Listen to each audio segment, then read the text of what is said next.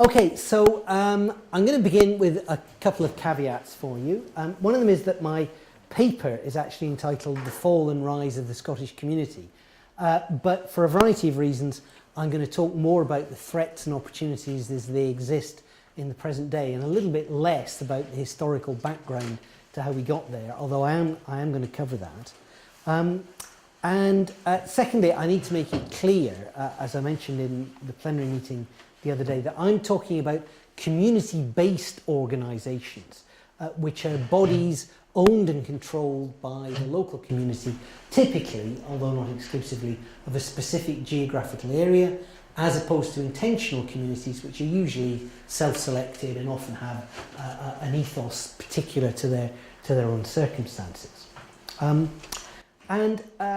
Before I go into that, though, I do want to show you a slide, this rather grubby old thing, but I have actually here in 3D.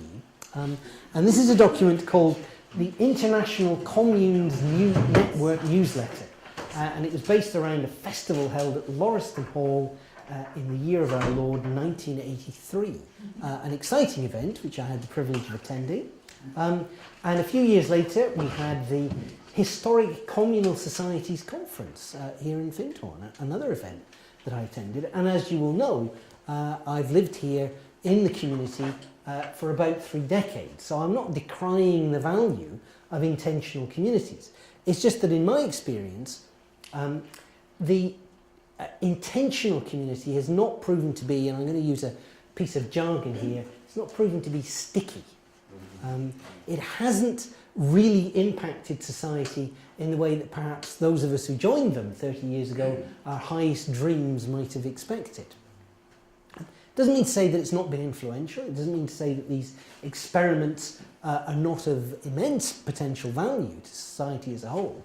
I believe that they are. But their growth has been modest in those intervening decades. Whereas we shall see community-based organisations in Scotland, and of course elsewhere in the UK, have gone from being at best marginalised to something which is moving forward at a quite dramatic pace. Now, in order to understand this, we do have to look at a little bit of the history. If we go back to the early 18th century, community and life were more or less independent in the Highlands of Scotland. The clan system, the traditional way of life that had existed for hundreds of years, was very much how people lived. Your clan, your community, your life were all, by and large, fairly seamless kind of event. But that ended in 1745, not very far away from here at Culloden Moor, in the wake of the Jacobite Rebellion and the Battle of Culloden. And British governments then sought to specifically marginalise the clan system, and did so very successfully over the period of the next 150 years. And part of that programme involved a process called the Highland Clearances. We today would probably call it a form of ethnic cleansing, which removed wholesale communities from many, many parts of rural Scotland. So that form of community was effectively gone by the early 20th century. And in the cities, the idea of community was very much a kind of marginal event in terms of the political process. People saw the great battle between liberal capitalism, municipalities and the trade unions as being where the story was at. And communities were important to individuals, but they didn't really have much of an impact on the political process. In 1965, the Highlands and Islands Enterprise, as it's now known, was set up in order to deal with the endemic problems that now existed in the Highlands of Scotland as a result of some of these processes. High levels of out-migration and unemployment. On every social and economic indicator, things were going badly. But interestingly, one of its remits was to develop communities. And that is something that they believe was quite successful and is actually, in comparison to many other areas of Scotland where that remit wasn't provided to the enterprise companies. And as a result, we find that today a much higher proportion of Scottish community organisations are rural compared to the situation in England. But it's to England that I now turn. Back in the 1990s, a group of community activists met in London and said, you know, we're all doing wonderful and good things, but we don't have a movement. We don't have a body to represent what we're doing. So what is it we are doing? And they called themselves the Development Trust Movement. And they were very successful indeed. And over the intervening years, they accrued about 350 members, many of them from the London area, many of them from the northwest of England, where the cooperative movement had its roots and that sense of community seemed to be still quite strong. After a few years, they noticed that the Scottish contingent amounted to one community organisation. Poor, lonely Tom Snedden, who came down to the conferences from Carluke, and they said, Tom, what's going on? Has community died in Scotland? I said, well, I don't think so. You know, I do meet a few people who are doing community type stuff. And I love coming to your conferences. But we're now in the post-devolution era, when Scotland has got its own government in a kind of quasi-federal way, for those of you who are unfamiliar with the UK systems. And so when I hear about your government departments and your funding streams, a lot of what we're engaging with in Scotland is different. And so they said, well, okay, let's try it. Let's set up a different sister organisation in Scotland, which we'll call Development Trust Association Scotland, and we'll find out, Tom, if you've got any friends. So that today is the map of the community organisations which are members of Development Trust Association Scotland. They are scattered throughout Scotland. The majority of the population lives in the central belt, so there are some urban members, but there are a lot of rural members as well. And HIE's view is that this significantly underplays the role of a lot of community organisations, which are very small, in the Highlands and Islands. So there are about 200 members.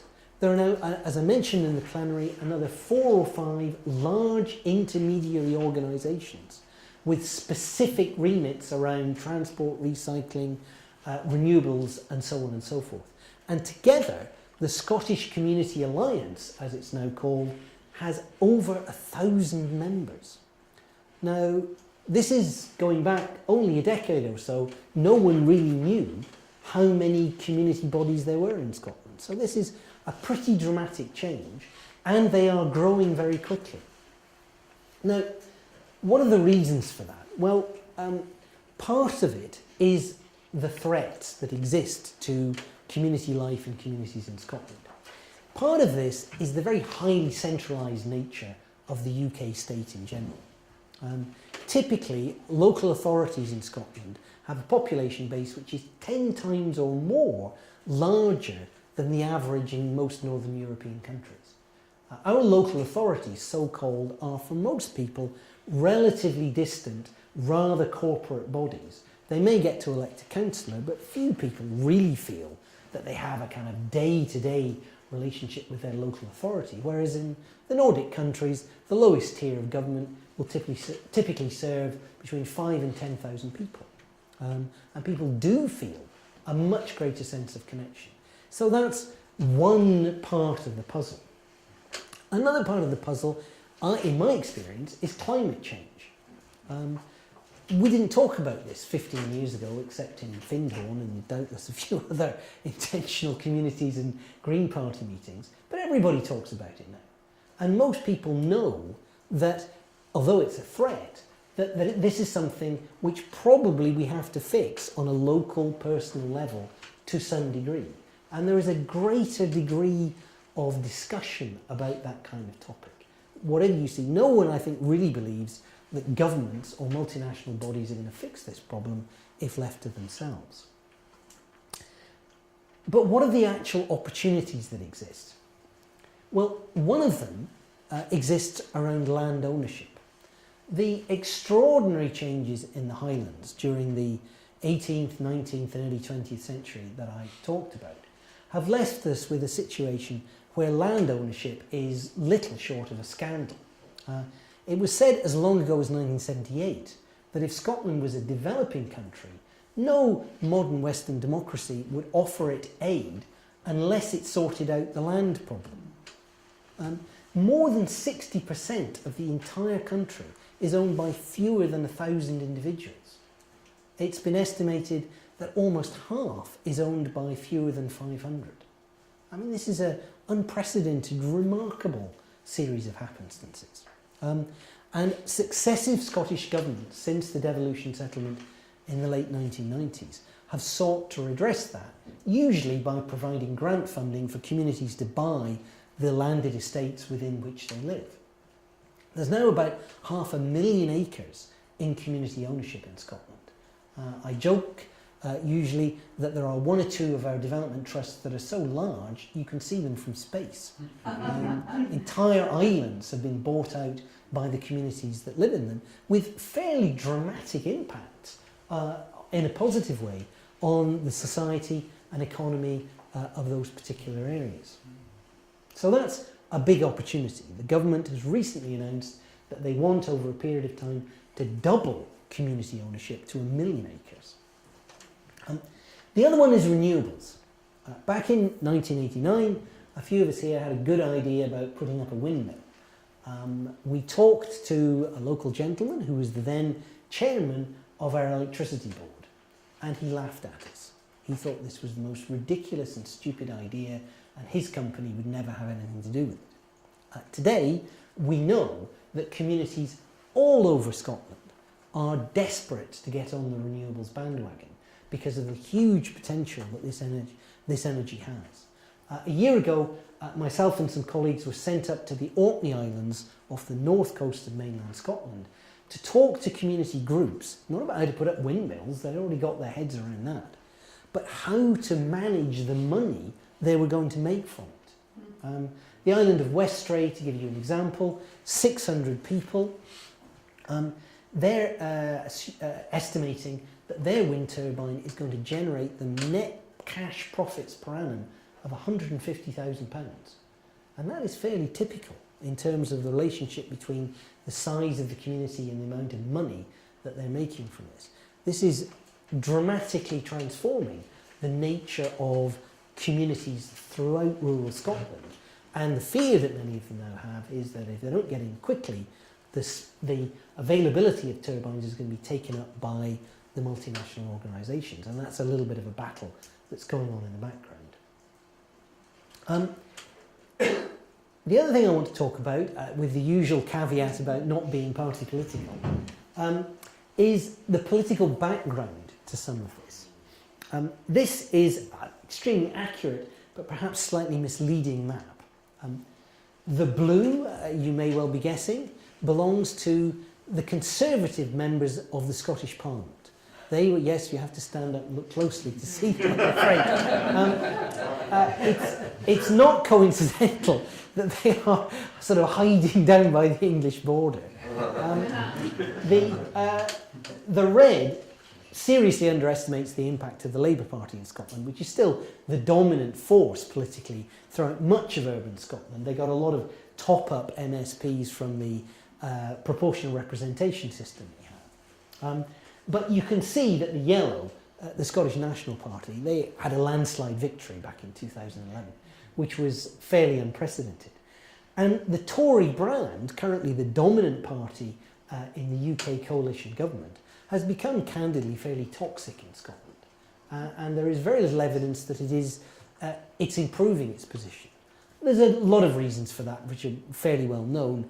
The impact of the Thatcher premiership on Scotland and the political disaster of the poll tax, certainly one of them. The Conservatives' lack of support for Home Rule devolution package, their proactive support for existing land management arrangements are certainly amongst them. But what has tended to happen is that governments of every political party in Scotland and their familiars have found it expedient to do things which are the opposite of what the Conservatives are doing in England. And even if there aren't positive reasons for them to do so, and in many cases I think there is a genuine support for the community endeavour, the growth of community organisations, the current Scottish Government and its predecessors have been very supportive. To give you a few examples, there is a Community Empowerment and Renewable Bill renewal bill going through the Scottish Parliament at the moment. We don't know how strongly it will support community organisations, but we're expecting it to be influential in the medium term at least. There is something called the Community Ownership Support Service, which has been set up essentially with an agenda to go to local authorities and other government bodies if they'll open the front door and say, look, you've got a bunch of useless assets that you've boarded up, aren't using, give them to the communities where they are, and they will do something positive. It's a long, long road to get there, but it is bearing fruit, and quite a lot of this so-called asset transfer has happened. And it's more this is more applicable to urban areas than some of the land and renewable opportunities are.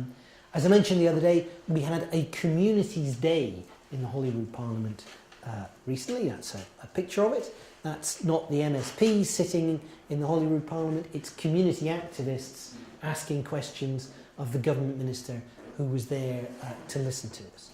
Symbolically rather than practically important for now, but it was a genuine step forward. This is a movement, a process that has been taken seriously from within the political process.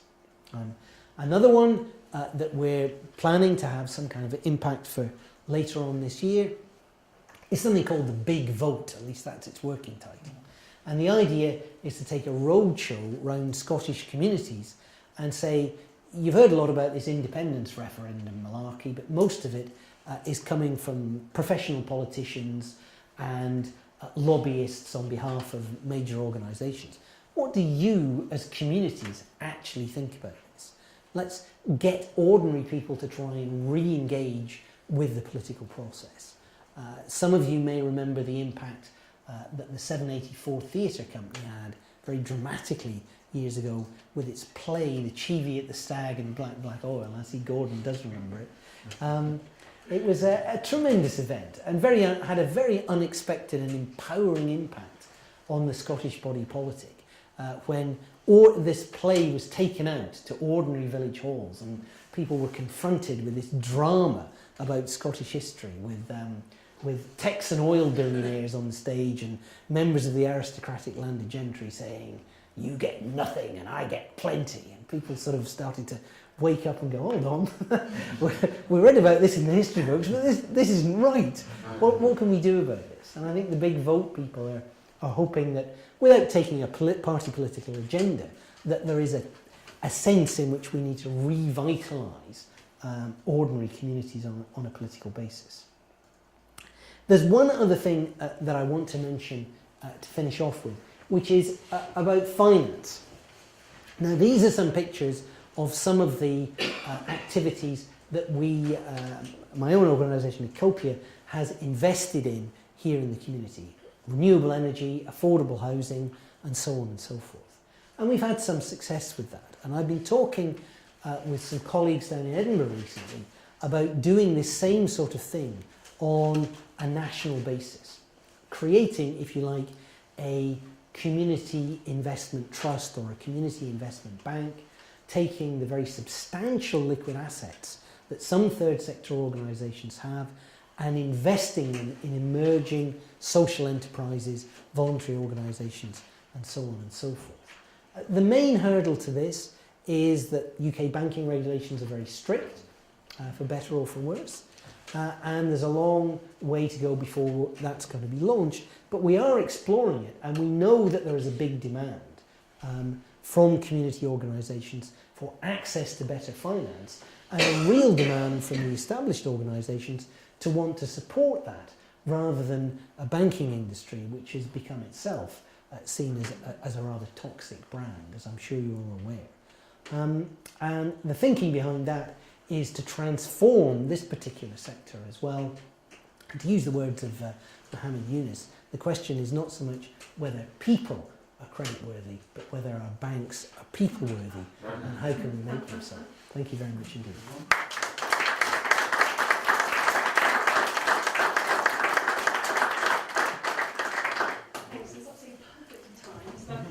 Yeah, we've got 10 minutes questions for Alex and a bit of time maybe to draw some threads between the three papers, but questions for Alex? Alex, where do you and the organisations you represent stand with regard to the independence referendum? Well, the answer to that is the community organisations that I am involved in have no opinion on that subject. You might think that that's a bit feckless, but I mean, I think one of the interesting things, I mean, I'm Scots born, but I grew up in England, and I've got, you know, I like to think I have a good working knowledge of society in both of those wonderful countries. And I think one of the interesting things about Scottish society is that even if I'm wrong, I can walk into an English living room and pretty much guess who people are going to vote for within about 10 minutes. You can't do that in Scotland. You can't do that. Lots of middle class people vote Labour. Lots of ordinary people vote SNP, a phenomenon that's obviously unknown in England. No one will admit to voting Tory. So it's kind of an interesting but more hidden kind of social phenomenon, our whole political process. And community organisations, by definition, must include people who vote for all of those parties. And I don't know any of them that are overtly party political. And therefore, I think it's extremely unlikely that any of them are going to take a party political stance on the independence referendum, either as individual organisations or intermediaries. I think what we can say is that in common with 2/3 of the Scottish population, most community organisations are in favour of what's called subsidiarity, devolving power to the lowest possible level. Yeah. Thank you. Yes, so just to reinforce that, I think my own experience, many people are voting SNP, not because they necessarily want independence, but they appreciate what SNP is doing for Scotland, and they might balk at the idea of voting for complete independence, but support SNP nonetheless, because of their proactive response to local community organisations, for example. Yeah, I mean, I think the opinion polls are fairly explicit that that's the case, yeah.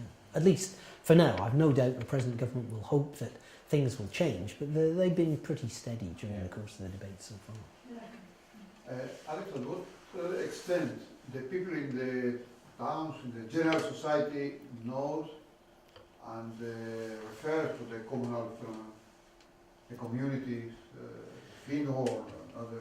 Well, I mean, I think the intentional community movement is fairly hidden in Scottish society. I mean, Findhorn as a brand is fairly well known amongst many people, but it's seen as a kind of non-pariah. It's unusual, eccentric, wonderful, whatever your opinion, but there's nothing else like it on this scale anywhere in Scotland. I think the communities movement is increasingly well known and understood, particularly in rural Scotland. I mean, I was at a meeting the other day, a Scottish minister happened to be there. To the best of my knowledge, he had no previous involvement in any community organisation. And when I mentioned the Development Trust movement, he immediately knew what that was all about, rather to my surprise. Less the case in urban areas, where community movement in Scotland has been less successful, whereas I mentioned the kind of more municipalist brand of Labour Party politics is still very much the dominant theme. So just one behind and then, yeah. It was not clear from the map that you showed. Are there any communities on the Orkney Islands and Shetland? Oh, there are, but you can't see them very Yeah, well I because of think the it was map. not clear. If you, oh gosh, you see this, the one on the far left at the top, you can't really read it, but it says Northern Isles, Okay. and there are about 18 names there. It's surprisingly, perhaps, it's more common in Orkney. The islands are all just about the right size for a nice community, and they're quite fertile. They have a long tradition that looks back to their Scandinavian inheritance. Udall law, which still exists there, has prevented the kind of growth of landed estates that are much more common in the rest of the Highlands and Islands. And they have a very strong community movement. Shetland, paradoxically less so. And one of the reasons for that is that unlike any other part of the UK, they have an oil fund. They negotiated with the oil companies right at the very beginning. It's not as big as the Sovereign Wealth Fund of Norway, which I think it now comes in at £80,000 per head of population. It's about 1/10 of that, but it's still a lot of money for a small community. And they have this huge benefit fund, the Shetland Charitable Trust, that disburses largesse to their communities. And as a result, the community movement itself is less productive. Yeah. Okay, shortly, is this map available online?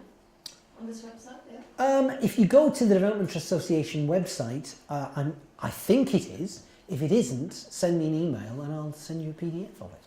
Okay, thank you. And the question I have about land ownership. So you said, I don't know which percentage was very high, is in private, Yeah. just a few people. So are these like old traditional Scottish clans, like from nobility? Or are these new rich people from, I don't know, from the States that bought land in Scotland?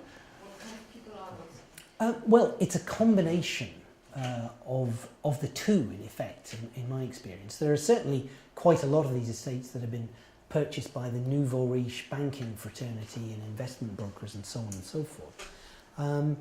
And some of them are still in the hands of traditional families, but they now exist over this long period of time in a rarefied atmosphere that has very little to do with the ordinary people of the Highlands and Islands. So there is landowners of whatever stripe. There is usually a very considerable distance between them and the people who live on their estates.